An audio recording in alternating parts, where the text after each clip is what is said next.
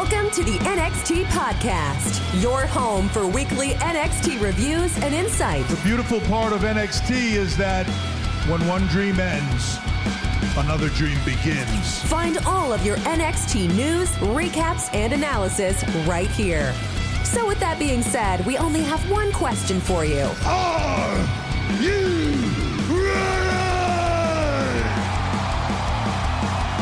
We thought so. Let's get the show started right now. All right, everyone. This is Memphis Mark coming to you from Mullet Manor. And we're going to do the NXT review from a second leading up to Battleground, which will be May 28th. So, of course, we got to address the elephant in the room, and that is the draft. They kind of gutted NXT a little bit. I think I got everybody down. They had Alba Fire and Isla Dawn. That's the Kane and Undertaker of the ladies division, and I hope they carry on with something like that. I really do. You got Carter and Chance, the mini Rock and Roll Express. I just that was a kind of a stunner to me on the draft, but hey, we'll see how they get used. Then you got Cameron Grimes. Now, Cameron Grimes is his ring work is good. His mic work is good. I can definitely see why they brought him up. And I just hope there again, it's going to be a reoccurring theme in this list that I hope they use him correctly. You got Indi Heartwell, which is on crutches right now. And I could see that bring up or whatever that I'm not going to say promotion, but bringing her up to the main two shows or brands makes sense to me. Maybe they put the Click back together. Maybe there's a Dexter and some kind of a reunion there. So we'll see. You got Zoe Stark, which is I definitely understand. Great in-ring ability. The look in shape like a, so they can definitely put her in a lot of different. They can go and put her in a storyline that's already there. Then you got Apollo Crews, which okay.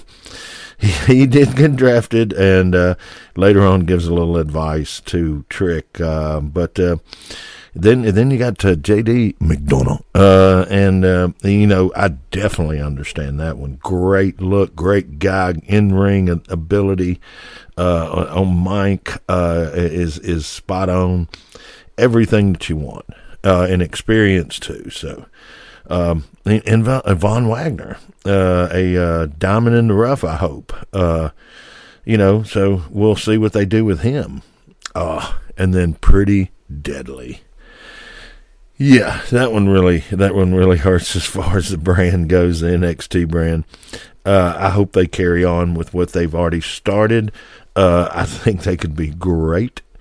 And can't wait to see how they get used. Then you got Zion Quinn, which has been hurt for a while and coming back, so we will see if they plug him in somewhere. And Odyssey Jones. Odyssey Jones is a big guy that can move really good. And so he would be definitely good to put in with the larger wrestlers and then make the match look good. So athletic, I think if I remember right, an offensive lineman. A very good athlete. So should be fine. Indashir, Veer, and Mahan, you got that's a no-brainer. They can do a lot with that. And then you got Mr. Waller, Grayson Waller, which I think is great, and I do think he was ready. So there you go for the draft this year. So we'll see how they play it out, and if they use the NXT wrestlers to the best of their ability. That is just a question we'll have to answer a little later. But then they actually do have a show And the first match ends up being a North American Championship with Wesley and Drew Gulak. And, of course, you got Tyler Bate on the outside accompanying Wesley, and the same on the other side with Charlie Dempsey. And you know this is going to be a good match because these are good competitors. It is a good match, move for move kind of stuff. And one thing I do like about Drew is he does the old, every time he lands something that looks good, he goes for a pin. A lot of these guys don't do that nowadays, and that's something I think is missed. But yeah, Drew has a pretty good submission try on this, kind of interesting looking. So that was not bad. And then Booker T gets to throw out an old vintage saying I hadn't heard in a while, and he was referring to Wesley, but he said when he swims, he don't get wet. Now you got to be cool. You got to be cool. And then of course, the match is good. Can't say anything wrong with that. I would definitely see it again. It ends with with Wesley doing that little backflip thingy, whatchamacallit, and kicks him upside his head, and Wesley wins. And there's a lot of flipping and stuff going on from gymnasts that they brought in, and they'll name their move, and I'm sure some of them will stick, but I'm going to hold off from referring to too many of them by their name. All right. You've got a little Fire and Dawn promo, Kane and Taker type stuff there. They got the little Ouija board out, and not a bad little promo. Then you got Bron and Mello recap where they're going through it, and they do a good little a recap of it and everything. But they got Trick. They give Trick the stick, and he gets to go into the ring, and I thought they might let him actually talk. They scripted him. It's like he had some input in the writing, but still it was like a rehearsed, somewhat. But he did do a good job. Did good with the hype. Stood by his man. Stood up for his dog. So hey, not too bad. But then Bron comes out, and the mood changes. Man, I'm really digging the heel turn for Bron. I'm really digging it. So Bron comes out, tells him he's pretty much the mouthpiece and the tougher one, and so there's going to be a match next week. So we'll see how that goes. But man, Bron was looking a little tan there. He looks like he's been out on the lake in that nice boat he's got. So we will see how that goes. And then JD gets a promo, and he gets his spot, and he always does good. He's great on the with the mic and in the ring. But they bring out was it No More Dar in that Heritage Cup, and he kind of puts him in his place. But that'll come up a little later on. But you've got Gigi Dolan versus JC Jane, and Gigi's got her brother there. And here, let me over the next a few seconds here, we'll go over the recap of the match. All right, and then JC gets busted open towards the end, and so after the match was actually a little better than the actual match. Don't know how to put it any other way. The match just their timing was off. Some of the moves were okay. It's just hey, okay. Can't say nothing good. Don't say anything at all. That's what Mama said. But they go from that to where you've got Axiom and Scripps in a match. The superhero match, I called it. But the match was not bad, of course, because both of them can fly. And Scripps has got some moves, and he's been training. So, if you get the time to train and you're talented and another gymnast, you can do these things. Like Axiom does all the jumps and everything, and I'm sure he might have some gymnast background training in school or something. I don't know, but it's different with him. He's a high flyer, a luchador. A different style with Scripps. They're trying to tame a very good gymnast and make him into a realistic looking wrestler, and they've tried it before, and they apparently are trying it again. But the match is pretty good. You got some, as I said, the move for move. Look. If they had a cruiserweight division or something like that in WWE, these guys would already be. Well, Axiom would be there, but Scripps, they're working it. There's a flip off a table that was really good that Scripps did, but the whole match, Scripps is tugging at his mask, and then towards the end, Axiom pulls off a big win and comes back in and tries to shake his hand to bury the proverbial hatchet, and Scripps pops him upside his head, so Axiom thumps him back and removes the mask. And it's a it will. And actually, they didn't show his face on my feed, so we're going to let you figure that one out for yourself. But then they go straight to the soap opera, and I'm hoping the soap opera is about done, but it's got Brooks and Jensen and Valen, and they're doing their little spot, and they're kicking it around the club, and of course Brooks breaks out some great financial advice, and they're surprised. The guys kiss and make up, of course, and then finally some ladies come over and ask Brooks if he would like a drink. So his luck is getting better. He finally learned his lesson, and no, he told him he'd rather hang out with his buddy. Okay, so the soap opera is what it is. Okay, that's all I can say on that one. Then we've got a good match. You've got Dragon Lee against JD McDonagh, and it's his last match on before he goes to Raw. And so what surprised me in this match is I expected Dragon Lee to come out and be flying all over the place. Instead, he took a Arn Anderson kind of ground and pound, got on the wrist, stayed in a wrist lock. Actually, a really good, this match right here, I'm going to say is a must-see type. Go back and watch the Dragon Lee and JD McDonagh, because, man, it was really, really good.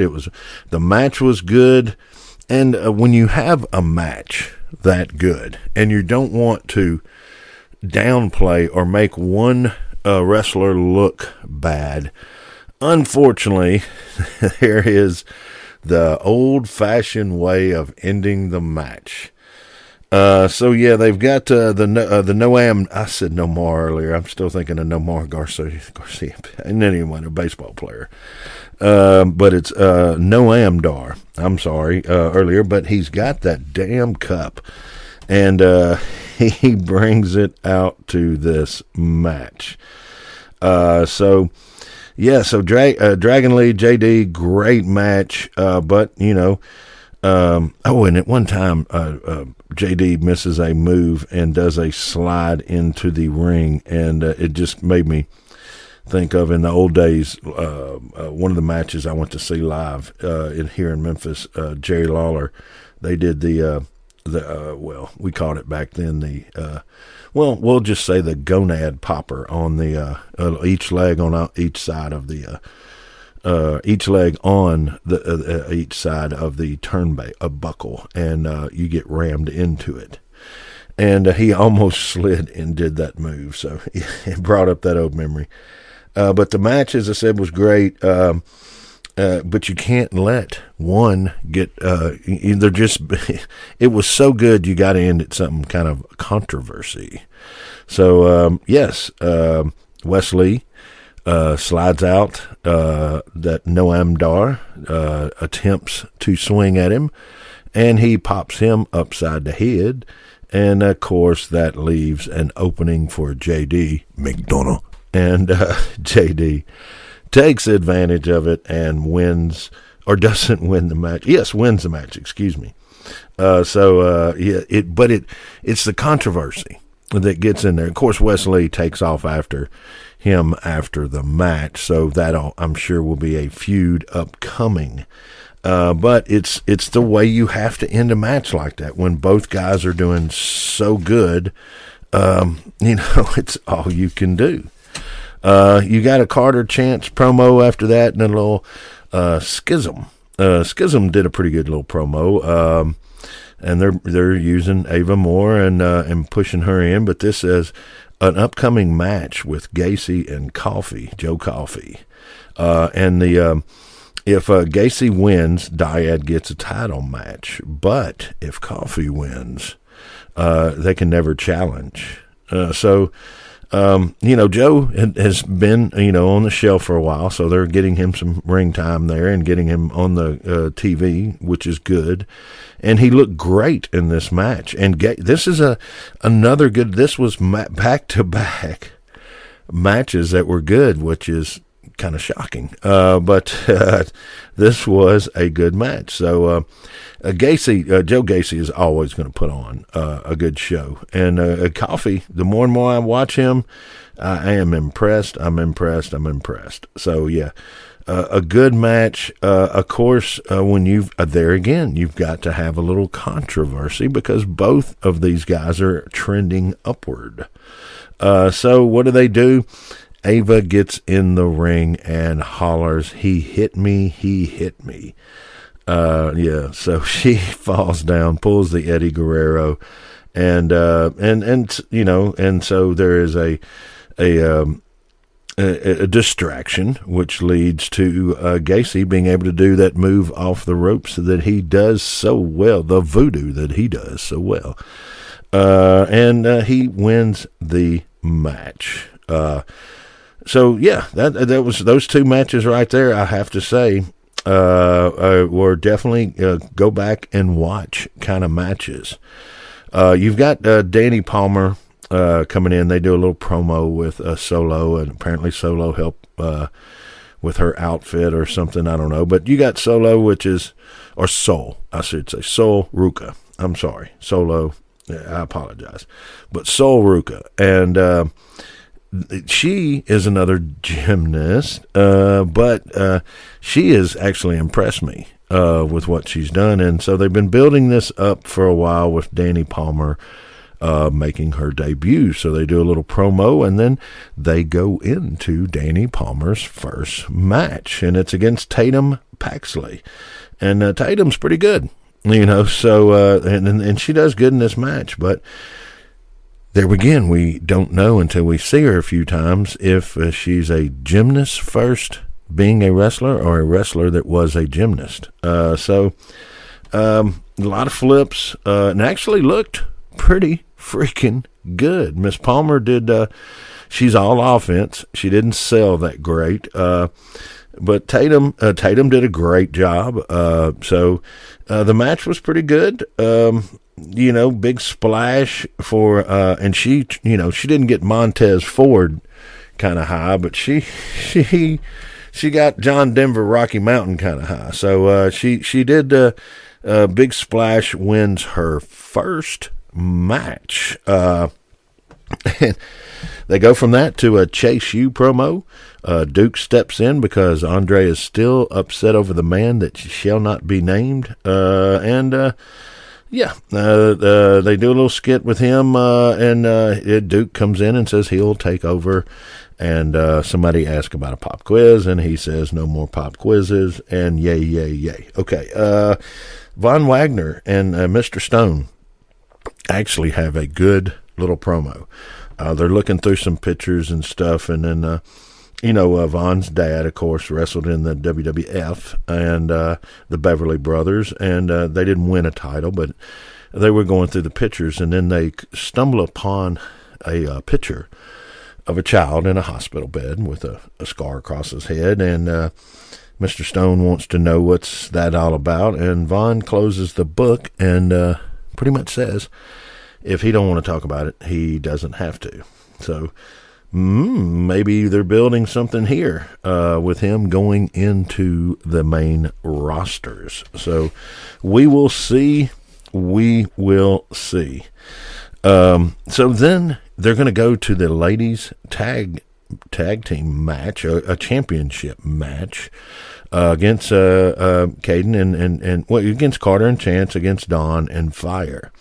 So Kane and Taker and Mini Rockin' Roll Express, which they were definitely giving up size in this match, and they come out, Fire and Dawn, they come out strong. They jump them from the start. And this match has got some good moves. And, it is what it is. It's a farewell match. Both of the tag teams have been drafted. And we'll see how it goes. Dawn and Fire end up winning the match, and they're still the champs, so they will take, I guess, the belts with them. I don't know how they're going to do that, because they're going to have to give them up.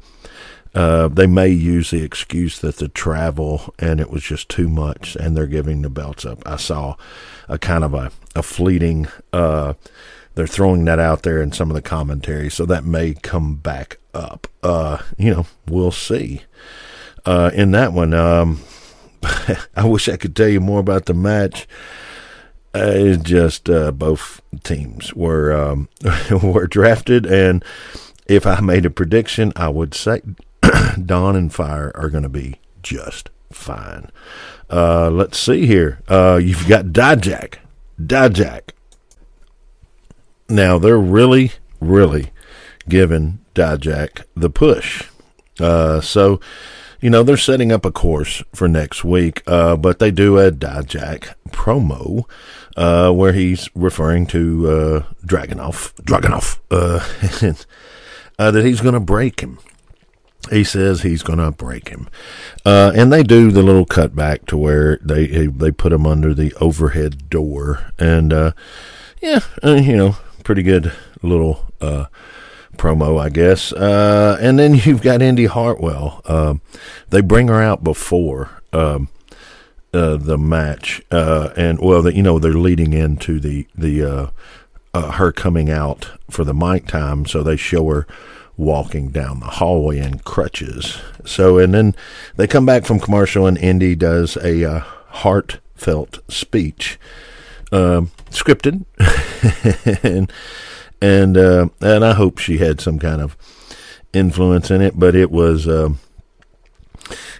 like you would expect it to be. Pretty much, it was scripted, and she does a good little thing. The crowd goes crazy. The crowd really loves her, and she's over. I mean, she'll be fine. So, she gives the speech. Everybody is loving it, and then she does an old school kind of move. She knows that she can't defend it. She's not going to take the belt with her. So she leaves the belt in the ring and announces that there will be a tournament upcoming. And she does the old school thing and goes and lays the belt down. And then realizes that she didn't bring her crutches in the ring, so she doesn't know how she's going to get out of the ring. And, of course, anybody, I'm sure, would love to help her in this manner, but out from under the ring, old Dexter. Old Dexter. So Dexter comes out, and he helps her out again. So, and then, of course, you think that's the end of the show, but you know that there's a couple minutes left, so what are they going to do? Did they run short on the show? Oh no. You've got the ladies that are going to be contending for this in the tournament that are participating in the tournament that start coming out.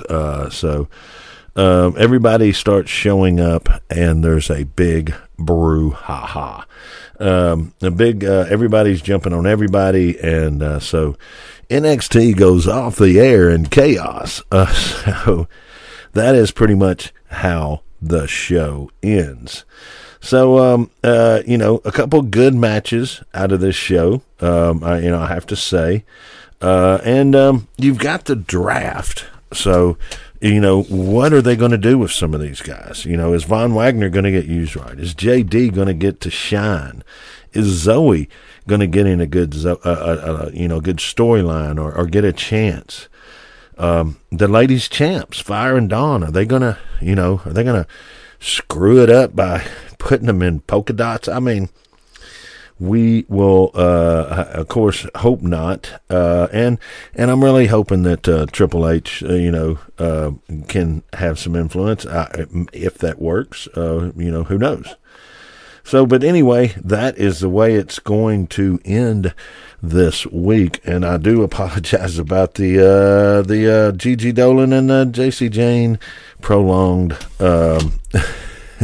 tribute to that great mind-blowing match. But all right, guys, I guess we can lock it up here because right now is the next few weeks we're going to see where they take NXT. I mean, who is going to, we know that Mello and Trick, they're going to do something with that. Bron's still there. So, it's not like there's not talent there. It's just what are they going to replace it with? So that will be what we will see in the upcoming weeks, guys and gals. But all right, I guess we can just go ahead and end it now. And as always, if you can, rescue. And for everybody that sent me a nice message, the puppies are doing good. And if you of course, always spay and neuter. But this is Memphis Mark. And you know what? I'm out. Thanks for listening to the WWE Podcast. Don't forget to subscribe on your favorite podcast app so you don't miss a show, or head to WWEpodcast.com. And for all of these shows ad-free, head over to patreon.com/WWE Podcast. Until then, we'll see you next time.